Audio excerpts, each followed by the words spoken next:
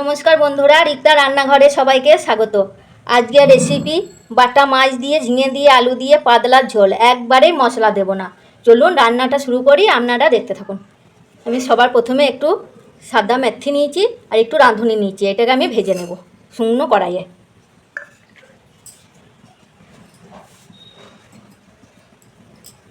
আজকে একটু অন্যরকম বানাবো বন্ধুরা, খেতেও খুব ভালো লাগে।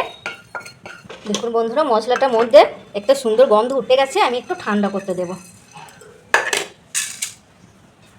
দিয়ে দিচ্ছি সর্ষের তেল।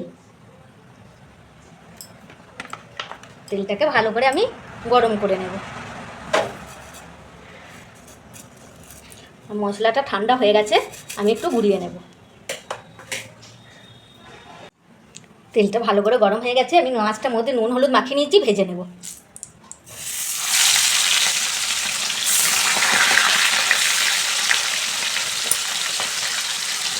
সঙ্গে সঙ্গে উল্টাবো না, ভেঙে যাবে। 5 মিনিট হোক এই পিঠটা।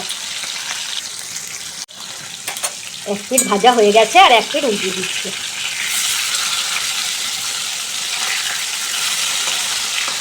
এই পিঠটাও 5 মিনিট আমি অল্প আঁচে ভেজে নেব। মাছ ভাজা হয়ে গেছে, আমি তুলে নিচ্ছি।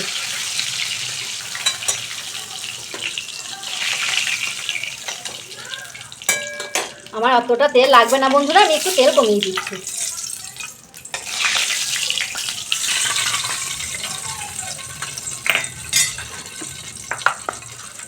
দিয়ে দিচ্ছি একটু কালো জিরে।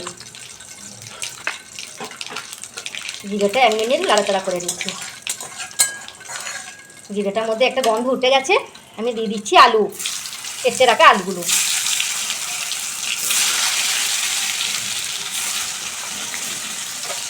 আলুগুলো আমি 1 মিনিট ভেজে নিচ্ছি।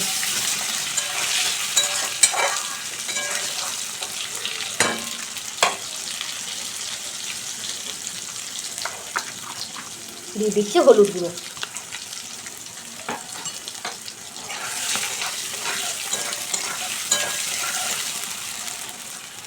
আলু ভাজা হয়ে গেছে, আমি আবার দিয়ে দিচ্ছি ঝিঙেগুলো।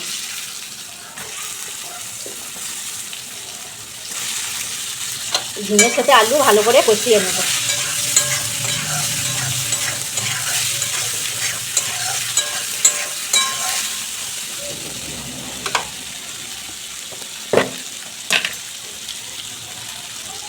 দিয়ে দিচ্ছি খুব 1/2 চামচ আদা বাটা।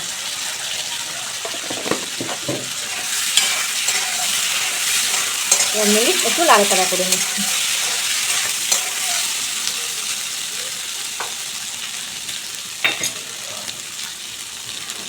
এবার দিয়ে দিচ্ছি 4-5টা কাঁচা লঙ্কা।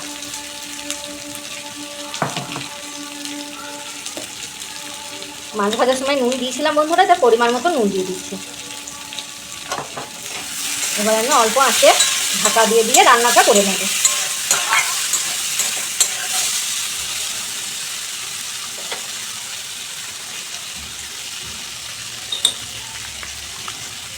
ওটা দিয়ে দিচ্ছি একটু কালারটা ভালো আসার জন্য একটু কাশ্মীর লঙ্কা গুঁড়ো। আর কিছু দেবো না বন্ধুরা। এবার আমি ঢাকা দিয়ে রান্নাটা করে নেব। ঝিঙের মধ্যেও জল বেরিয়ে যাবে, আলু হাফ সেদ্ধ হয়ে যাবে। খুব অল্প আঁচে ঢাকা দিয়ে দিয়ে রান্নাটা করব। 5 মিনিট হয়ে গেছে বন্ধুরা, আমি একটু ঢাকাটা খুলে রেখে নেব। দেখুন মশলা কষানো হয়ে গেছে, ঝিঙেও সেদ্ধ হয়ে গেছে এবং আলুও সেদ্ধ হয়ে গেছে। আরও 2 মিনিট আমি একটু নাড়াচাড়া করে নেব।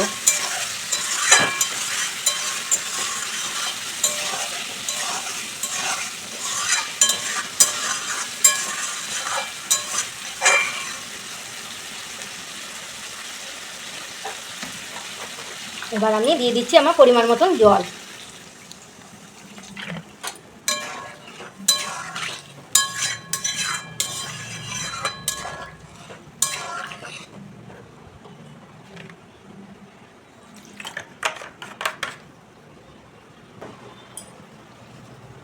দিয়ে দিচ্ছি ভেজে রাখা মাছগুলো। একটু ভালো করে আরেকটু নাড়াচাড়া করে নিচ্ছি।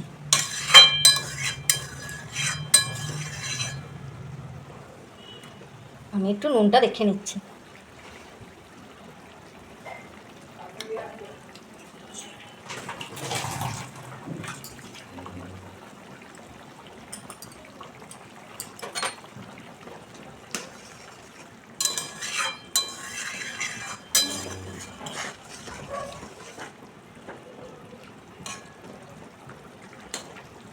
দেখুন আমার জলটা ভালো করে ফুটে গেছে।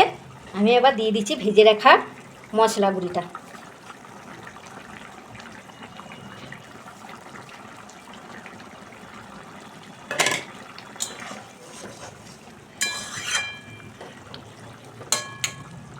আমি আবার ঢাকা দিয়ে 5 মিনিট রেখে দেবো, মাছের মধ্যে গন্ধটা পুরো ঢুকে যাবে আর খেতেও খুব ভালো লাগবে।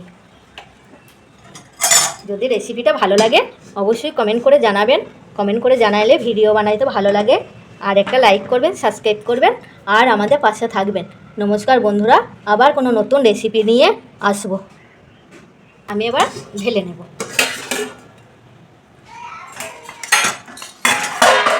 গন্ধটা পুরো ঢুকে গেছে।